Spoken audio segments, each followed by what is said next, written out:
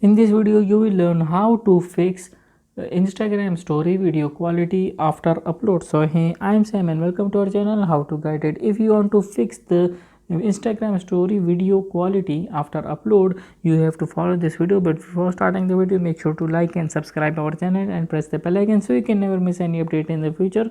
So let's start the video. First of all, you have to open your Instagram application, and now you have to go to the profile section, which is on the bottom right side of the page. Now you will click on the three lines which are on the top right side of the page, and now you will click on the settings, and now you will go to your account, and now you will scroll down this page and you have to click on cellular data use, and now you have to click on the data saver, and now you can see that you have to turn on the data saver, and now you have to click on the high resolution media, and you have to turn this cellular and Wi-Fi. You have to select this both and the third number option, and you have to go back and you have to turn off this data saver.